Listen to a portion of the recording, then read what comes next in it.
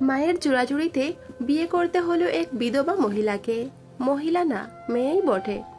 বয়স বেশি না, আমার চেয়ে 1-2 বছরের ছোট হবে। তবে বাচ্চা মেয়ে আছে একটা। আমার একদম ইচ্ছে ছিল না বিয়েতে।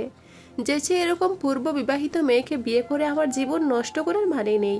কিন্তু মায়ের বান্ধবীর মেয়ে হওয়ায় জোর করে বিয়ের পিড়িতে বসতে হলো।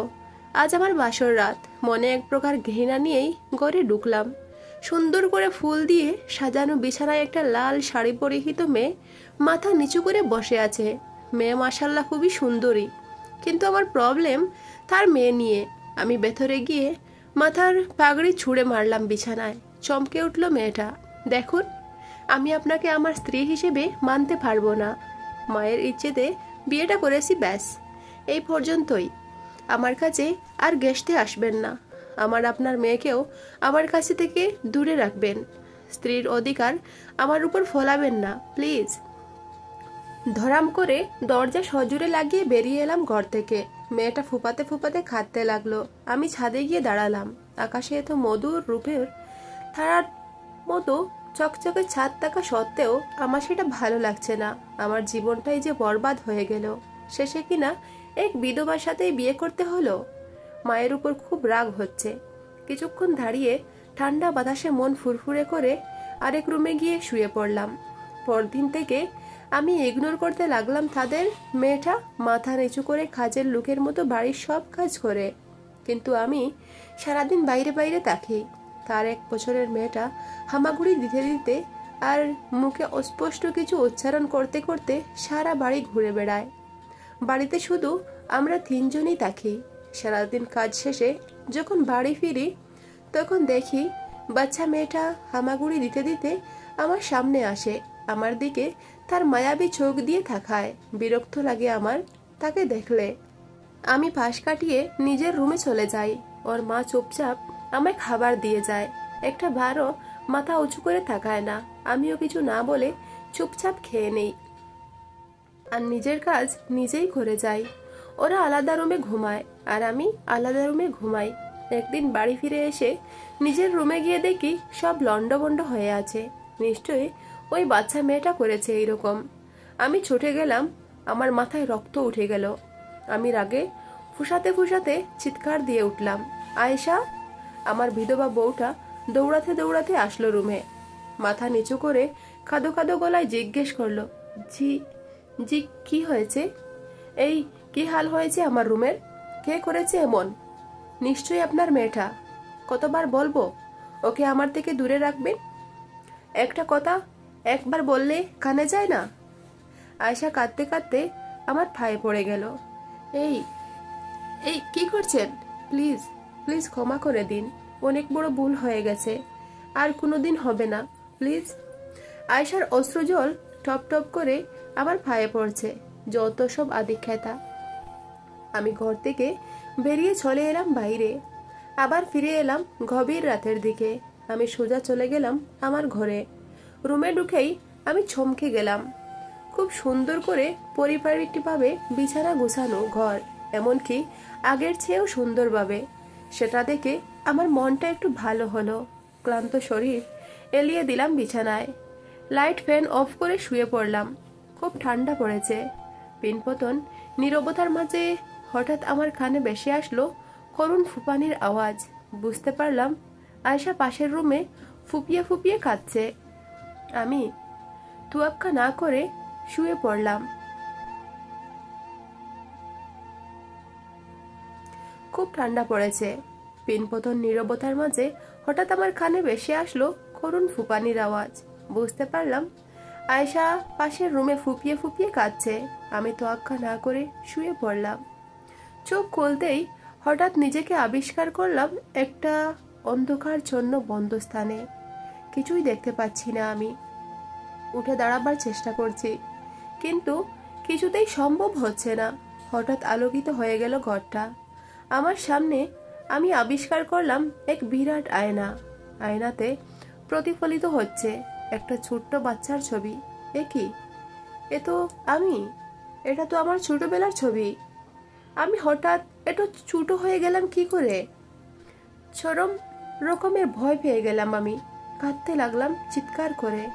হাত পা ছুড়ছি, কিন্তু উঠে দাঁড়াতে পারছি না। কাঁদছি আর অস্পষ্ট কিছু উচ্চারণ করছি, কিন্তু কোনো কথা বলতে পারছি না। হঠাৎই ঘরটার আলো বদলে গেল। নিজেকে আবার আবিষ্কার করলাম সেই ঘরে, যে ঘরে এক সময় আমি, মা আর বাবা থাকতাম। আমি বিছানায় শুয়ে হাত পা ছুঁড়ে খাচ্ছি, কিন্তু চারপাশে কেউ নেই। হঠাৎ দৌড়ে ঘরে প্রবেশ করলো মা, বাবা। তাদের দেখে আমি চমকে গেলাম। মা আমাকে খুলে তুলে নিল। মা আমাকে ধুলাচ্ছে আর বাবা আমাকে হাসানোর চেষ্টা করছে। বাবার আজগুলি কাণ্ড দেখে আমি হাসতে লাগলাম। বাবাকে দেখে আমি প্রচন্ড রকমের খুশি হই। বলতে ইচ্ছে করছিল, বাবা, বাবা তুমি এসেছো, কতদিন তোমার জন্য অপেক্ষা করেছি আমি। তুমি বলে আকাশের তারা হয়ে গেছিলে, কিন্তু কই, এই তো আমার সাথেই তুমি। আর ছেড়ে যেও না আমায় প্লিজ। টপ করে এক ফোঁটা পানি আমার চোখ বেয়ে নেমে পড়লো। হঠাৎই সবকিছু আবার বদলে গেল। আমি আবার চলে আসলাম সেই অন্ধকার স্থানে। এ কি হচ্ছে আমার সাথে? আমি ঝুরে ঝুরে কাঁদতে লাগলাম আর মনে মনে বাবাকেই ডাকতে লাগলাম। মুখ দিয়ে কথাই বলতে পারছি না। যে অন্ধকারের মাঝে আলোর রেশ ছিটিয়ে হঠাৎ এক মানব অবয়ব ফুটে উঠল। দেখলাম বাবা দাঁড়িয়ে আছে, একটা মুচকি হাসিমাখা মুখ নিয়ে তাকিয়ে আছে আমার দিকে। আমি হাত বাড়িয়ে বাবাকে ছোঁয়ার চেষ্টা করছি, কিন্তু আমি ব্যর্থ। ছোটবেলায় এক অজানা জ্বরে বাবাকে হারিয়ে ফেলেছিলাম। এরপর আর চোখের দেখা হয়নি। আজ তাকে দেখে কতটা তৃপ্তি হচ্ছে বলে বোঝানো অসম্ভব। আমি হামাগুড়ি দিয়ে ছুটে চলেছি বাবার দিকে, কিন্তু ততটাই দূরে সরে যাচ্ছে তার অবয়ব। আমি ঝাপসা দেখতে পাচ্ছি, পানিতে চোখ টইটম্বুর হয়ে গেছে। বাবার একবার ছোঁয়া পাওয়ার জন্য আমি কাতর, কিন্তু তা কিছুতেই সম্ভবপর হচ্ছে না। হঠাৎ আলোর তীব্রতা কমতে লাগলো। বাবা আস্তে আস্তে হারিয়ে যেতে লাগলো দূরে। আমি হাত বাড়িয়ে আছি। বাবা, অস্ফুট শব্দ বেরিয়ে এলো আমার মুখ থেকে। বাবার অন্ধকার পরিবেশকে গ্রাস করে নিল। কালো অন্ধকারের মাজা ছোট্ট আমি বুক ভরা হাহাকার নিয়ে বসে আছি। চোখ যে এখন দেখি পর হয়ে গেল, পানি ঝরছে না। এক এক করে বাবার সাথে কাটানো মুহূর্তগুলো চোখের সামনে ভাসছে, কিন্তু যখন মনে পড়ছে সব অতীত, তখন হৃদয়টা চূর্ণ বিচূর্ণ হয়ে যাচ্ছে। সব দুঃখ কষ্ট ভেতরে জমে জমে পাহাড় তৈরি করছে, কিন্তু এক ফোঁটাও কষ্ট বের হতে পারছে না। লাফিয়ে উঠলাম আমি, ঘেমে গেছি একেবারে। চারপাশে তাকিয়ে নিজেকে নিজের রুমেই আবিষ্কার করলাম। স্বস্তির একটা নিঃশ্বাস ছাড়লাম আমি। এতক্ষণ তবে স্বপ্ন দেখছিলাম। নিজের বালিশের দিকে তাকালাম, ভিজে নাজেহাল হয়ে গেছে। তখনই আমি শুনতে পারলাম কোনো বাচ্চার আপ আপ আওয়াজ। আমি নিজের দিকে তাকালাম, দেখি আয়েশার মেয়ে নিশি বসে বসে খেলছে আর উল্টাপাল্টা কিছু বলছে। আমি বিছানা ছেড়ে নিচে দাঁড়ালাম, হাঁটু গড়ে বসলাম নিশির সামনে। ও হা করে তাকিয়ে আছে আমার দিকে। এতদিনে ওর চেহারাও ভালো করে দেখিনি, আজ দেখে বুঝলাম খুব সুন্দরী মেয়েটা। ওর চোখগুলো খুব মায়াবী। হঠাৎ আমার মনে পড়লো যে মেয়েটারও তো বাবা মারা গেছে। মেয়েটা যখন বুঝতে শিখবে, তখন তার ভেতরেও আমার মতো হাহাকার কাজ করবে। আমি বুঝি বাবা না থাকার কষ্ট। একদিন এই বাচ্চা মেয়েটাকেও বুঝতে হবে, ভাবতে হবে। ভাবতেই নিজের অজান্তে দুফুটু জল চোখ বেয়ে নেমে পড়লো। হঠাৎ নিশি তার হাত বাড়িয়ে আমার মুখের উপর রাখলো। তার স্পর্শে আমি ঘুর থেকে বাস্তবে ফিরে এলাম। নিশি তার ছোট্ট আর কোমল হাত দিয়ে আমার চোখে পানি মুছে দিল আর মুখ দিয়ে অস্ফুট শব্দে উচ্চারণ করলো, বা বাপ।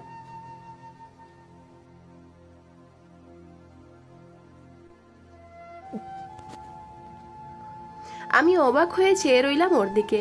আমি কি করছিলাম এতদিন? এমন একটা ফুটফুটে পরীর মতো বাচ্চা মেয়েকে আমি দূরে রাখছিলাম। ও তো আমারই মেয়ে। এমন একটা মেয়ে পেয়েছি, এটা আমার জীবনের অনেক বড় একটা প্রাপ্তি। কজন এমন মেয়ে পায়? আমার চোখ দিয়ে অজুরে খুশির জোয়ার বইতে লাগলো। কুলে তুলে নিলাম নিশিকে, কপালে একটা চুমু দিয়ে বললাম, সরি মা, সরি, তোকে এতদিন খুব কষ্ট দিয়েছি, আর দিব না। তুই আমার মেয়ে মা, তুই আমারই মেয়ে। আর একবার বাবা বল। মেয়েটা আবার অস্ফুট শব্দে উচ্চারণ করলো, বাবা। আমার প্রাণটা ঝুরিয়ে গেল, আনন্দের জোয়ার বইতে শুরু করলো আমার মনে। এই বোধহয় বাবা হওয়ার আনন্দ, নিজেকে পৃথিবীর অন্যতম ভাগ্যবান ব্যক্তি মনে হচ্ছে। এমন সময় হঠাৎ শুনতে পেলাম আয়েশার ডাক, নিশি নিশি। নিশিকে খুঁজতে খুঁজতে এক পর্যায়ে সে আমার রুমের সামনে চলে এলো। নিশিকে আমার কোলে দেখে প্রচন্ড আতঙ্কিত হয়ে গেল সে।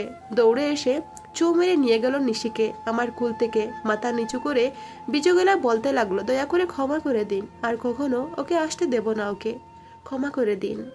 কথাটা বলেই আসলে মুখ লুকিয়ে নিশিকে নিয়ে দৌড়ে চলে গেল আয়েশা। যাওয়ার আগে ওর চোখে আমি জল দেখতে পেয়েছিলাম। হয়তো সে ভেবেছে আমি নিশিকে বকা বা মারার জন্য কুলে তুলে নিয়েছি। নিজের উপর চরম ঘৃণা হতে শুরু করলো। এতদিন কি করেছিলাম আমি এত নিকৃষ্ট কি করে হলাম? আয়েশা তো আমার স্ত্রী, ওকে নিজের থেকে দূরে ঠেলে দিয়েছিলাম আমি। মেয়েটার কি দোষ? ও তো এখনো বাচ্চা মেয়ে। বিয়ের 2-3 বছর পরেই তার স্বামী মারা গেল। সে স্বামীর সুখও ঠিক মতো পায়নি। মায়ের কাছে শুনেছিলাম তার স্বামী বেশ ভালো ছিল না, শুধু তার দেহ চাইতো, মনের দিকটা বিবেচন করতো না। আমিও তো তার মতো পশু হয়ে গেলাম না। আয়েশা আমার স্ত্রী, ওকে ওর প্রাপ্য ভালোবাসা আমি দিব। ও আমার অর্ধাঙ্গিনী। মেয়েটা খুব সহজ সরল, আমাকে খুব ভয় পায়। আমি আমার বলে এতদিনে বুঝতে পারলাম। আমি ছুটে গেলাম আয়েশার রুমের দিকে। বাইরে থেকে কাদার আওয়াজ আসছে। কতটা কষ্টই না তাকে দিয়েছি আমি, আমার নিজেরই কষ্ট হচ্ছে এখন। আমি আস্তে করে দরজা খুললাম। দরজা খুলে দেখলাম রুমের এক কোণে আয়েশা নিশিকে জড়িয়ে ধরে কাঁদছে। আমি পা টিপে টিপে এগিয়ে যাই তার সামনে, পেছন থেকে জড়িয়ে ধরিয়ে ওকে। ও প্রথমে অনেক ভয় পেয়ে যায়, কিন্তু ঘুরে যখন আমায় দেখে তখন ভয়ের চেয়ে অবাক বেশি হয়। আপনি? হ্যাঁ আমি। আমাকে প্লিজ মাফ করে দাও আয়েশা। কি বলছেন আপনি এসব? আপনি কি করেছেন? আমাকে তুমি প্লিজ ক্ষমা করে দাও। এতদিন তোমার সাথে আমি খুব অন্যায় করেছি। আমার চোখে পানি দেখে হতভম্ব হয়ে যায় আয়েশা। আমার কি কোনো বড় ভুল হয়ে গেছে যে এভাবে বলছেন? আমাকে মারার জন্য এভাবে ধরেছেন? ভুল হয়ে গেলে মেরে সুদ তুলতে পারেন। আমি হেসে দিলাম। দূর পাগলি, কেউ কাউকে মারার জন্য কি জড়িয়ে ধরে? তাহলে কেন ধরেছেন? নিজের স্ত্রীকে জড়িয়ে ধরার অধিকার নেই আমার? আমি কি আমার স্ত্রীকে ভালোবাসতে পারি না? মুচকে হাসি দিয়ে বললাম আমি। এবার ভূত দেখার মতো চমকে উঠল আয়েশা। আয়েশা, আমি আমার ভুল বুঝতে পেরেছি। তোমাদের আমি খুব কষ্ট দিয়েছি এতদিন, কিন্তু আর না। তুমি আমার স্ত্রী, আমার অর্ধাঙ্গিনী, আর নিশি আমার মেয়ে, আমার সব। খেদে দিল আয়েশা। এতটা বোধ হয় কোনোদিন আশা করেনি সে। আমি আমি কি স্বপ্ন দেখছি? বলুন না প্লিজ। আরে না, এটা বাস্তব। আর আমি তোমাকে জড়িয়ে ধরেছি, এটাও বাস্তব। আমি আমি এতটা ভাগ্যবতী, আল্লাহর কাছে হাজার হাজার শুকরিয়া। আমি আয়েশার কপালে চুলগুলো সরিয়ে একটা আলতো করে চুমু দিলাম। আর হ্যাঁ, আর আপনি না, কিন্তু এবার থেকে তুমি করে বলবে। খুশিতে কেঁদে দিল আয়েশা। ও আমাকে ঝাপটে ধরল। জানো, এই দিনের জন্য কত অপেক্ষা করেছি আমি। তোমায় অনেক ধন্যবাদ। এটা তোমার প্রাপ্য আয়েশা। আমার তোমাকে ধন্যবাদ দেওয়া উচিত যে তুমি আমাকে স্বামী হিসেবে স্বীকৃতি দিলে। সেদিন প্রায় সারাটা দিন আমি নিশি আর আয়েশাকে জড়িয়ে ধরে গল্প করেছি। রাতের বেলা আমরা একই রুমে শুলাম। আয়েশার এখনো সবটা বিশ্বাস হচ্ছে না। আমার বুকের উপর মাথা দিয়ে আয়েশা ওপরের দিকে তাকিয়ে আছে। আমি তাকে জড়িয়ে ধরে আছি। আয়েশা, শোনো, বলো, চলো আমরা দূরে কোথাও চলে যাই, যেখানে কেউ আমাদের চিনবে না। কেন? আয়েশা আমার মুখের দিকে ফিরে তাকালো। আমি চাই না আমাদের মেয়ে জানুক যে আমি তার দ্বিতীয় বাবা। যদি কোনোদিন জানতে পারে, তবে সে হতাশায় ভুগতে পারে, নিজেকে অন্যদের থেকে আলাদা দুর্ভাগ্যবান মনে করতে পারে, আমার কাছে আসতে ইতস্ত বোধ করতে পারে, সে কষ্ট পেতে পারে। আমি সেটা চাই না। কিন্তু এ সমাজে থাকলে কোনো না কোনোভাবে সে জেনেই যাবে সত্যটা। তাই চলো আমরা দূরে কোথাও নতুন করে আমাদের জীবন শুরু করি। অন্তত আমাদের মেয়ের খাতিরে সবকিছু শুরু করে গর্ব আমরা। ঠিক বলেছ, আমরা যাব। সেদিন আয়েশা আর নিশিকে বুকে করে আমি ঘুমিয়ে পড়ি। অনেক শান্তি লেগেছিল সেদিন। এরপর আমরা কাউকে না জানিয়ে হঠাৎ করে চলে যাই, একটা বার্তা ছেড়ে যাই সবার জন্য, না খোঁজার জন্য অনুরোধ জানিয়ে। কিন্তু মায়ের মায়া তো আর কাটাতে পারবো না। মা তো অনন্য, তার স্থান আরো ঊর্ধ্বে। তার সাথে সম্পর্ক, যোগাযোগ সবই অটুট ছিল ও থাকবে। আমাদের মার্জিতে হারিয়ে যাওয়া দেখে আর কেউ খোঁজার চেষ্টাও করেনি। পৃথিবীর অন্য এক কোণায় নিজেদের জীবন গড়তে লাগলাম আমরা। 10 বছর পর আমি স্বপ্নে দেখছি সেই মুহূর্তটা, যখন আমি নিশিকে প্রথম কোলে তুলে নিয়েছিলাম। সে প্রথম আমাকে বাবা ডেকেছিল। আমার চোখের জল মুছে গিয়েছিল। পুরনো স্মৃতি স্বপ্নে দেখে খুশির জল আবারও আমার চোখের কোণা দিয়ে বেয়ে পড়তে লাগলো। হঠাৎ কারো কোমল স্পর্শে আমার ঘুম ভেঙে যায়। দেখলাম নিশি আমার চোখের জল মুছে দিচ্ছে, ঠিক সেদিনের মতো, কিন্তু আজও বড় হয়ে গেছে। নিশি বলতে লাগলো, বাবা কাঁদছো কেন? না মা, এমনি। বুকে আয় মা। নিশিকে বুকে টেনে নিলাম। আমার পাশে আয়শা শুয়েছিল, ওকেও টেনে নিলাম। আমি খুব ভাগ্যবান রে মা। কিভাবে বাবা? তুই বুঝবি না, আমি সত্যি খুব ভাগ্যবান, একজন ভাগ্যবান পিতা। খুশির জল চোখে ভাসিয়ে অদূর স্বপ্নের রাজ্য পাড়ি জমালাম। তবে আজ আমি একা নই, আমার সাথে আছে আমার 2 পরী, 2 জগৎ, ভাগ্যবান পিতা। গল্পটা এখানেই শেষ করলাম। ভালো লাগলে চ্যানেলটা সাবস্ক্রাইব করে পাশে থেকো আর কমেন্ট করে জানিও কেমন লেগেছে। ধন্যবাদ বন্ধুরা।